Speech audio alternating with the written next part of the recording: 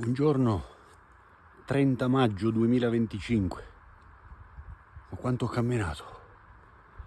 Un ago in un pagliaio.